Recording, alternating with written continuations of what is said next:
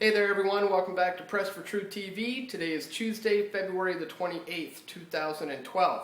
And sure does seem that this robocall scandal is not about to fade away anytime soon, because there's a lot of new evidence coming out that is showing the true scope of this thing and proving that this couldn't have been just the work of some rogue conservative who pulled off this massive electoral fraud black op, if you want to call it that.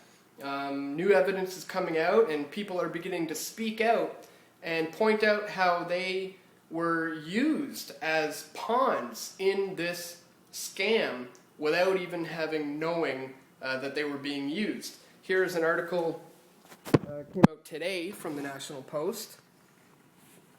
I'll just show you here. A slew of former employees at a call center in Thunder Bay, Ontario, revealed on Monday that they were using a script to make live calls on behalf of the Conservative Party that contained erroneous information about voting locations. We would call these voters, and they would say, "We went there, and that's not a real place," said a woman who worked for Responsive Marketing Group, Inc. as a call operator, and asked not to be named. The whole call center noticed it was happening. "We called the RCMP," she said. "We actually also told our supervisors about it. But no action was taken at the call center, and the employees were told to stick to the script," the woman said. So clearly, the Tories have engaged in this massive fraud taking place in regards to the election, and it's clearly not the work of just one rogue conservative, as some will try to have you believe that this is all the result, the mastermind of this young conservative staffer in Guelph. This new evidence suggests that this thing is much larger than that.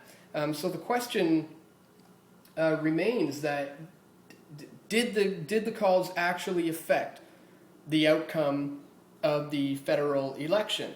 And here, in a recent poll from the CBC, I'll just show you here. This is a poll today. Did the robocalls affect the federal election results? And here are the results of the poll. 80% say yes. 80% of the people polled believe that yes, this did indeed affect the outcome of the federal election. So now obviously the NDP and the Liberals are calling for by-elections in the ridings that were affected by the scandal. And just yesterday in the House of Commons, here's what Stephen Harper had to say about that. I'll show you here from the Globe and Mail. Harper ignores opposition calls for by-elections in ridings hit by robocalls. Prime Minister Stephen Harper brushed off accusations of electoral fraud in the Commons Monday and rejected opposition calls to hold by-elections in affected ridings. So that's obviously ridiculous. He's just brushing it all off and rejecting these calls for by-elections in the affected ridings. But the point of today's video, and what I wanted to bring to your attention, is something that I've discovered.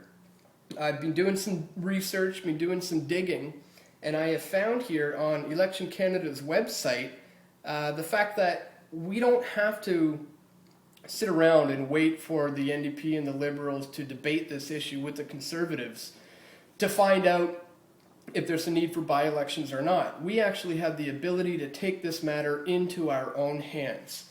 Check this out. Here, from Elections Canada, you'll see Elections Canada, elections.ca. Under Part 20, Section 524, Contested Elections. Any elector who is eligible to vote in an electoral district and any candidate in the electoral district may, by application to a competent court, contest the election in that electoral district on the grounds that under Section 65, the election candidate was not eligible to be a candidate, or there were irregularities, fraud, or corrupt or illegal practices that affected the result of the election. So there you have it. According to Elections Canada, you do have the ability to take this matter into your own hands. So if you were affected by this scandal, if you received one of these calls, or if you were in one of these ridings that were affected by the scandal, or you know somebody who was and wants to get down to the bottom of this, I wanted to let people know that they have this option, because I don't think a lot of people are aware of this option right now. So rather than waiting for the government to fix this problem for us and have this ongoing debate about how this should be dealt with, we actually have the ability to take the matter into our own hands right now, today. So I'll put a link in the description to this, which will give you, show you how you can do it and what the process is. But certainly if you were affected by this and you want to have your voice heard, rather than sitting around and waiting for the government to do something about it, as I have discovered today, we fully have the power within our own hands to take it upon ourselves to deal with this situation directly. So again, I just wanted to bring that to your attention. It's an option that Canadians need to know they have, and I will put a link to that in the description so you could find out more about how to do that if that's the route you want to take. And that's it for today, guys. Thanks again for listening, and I will talk to you again tomorrow. Take care.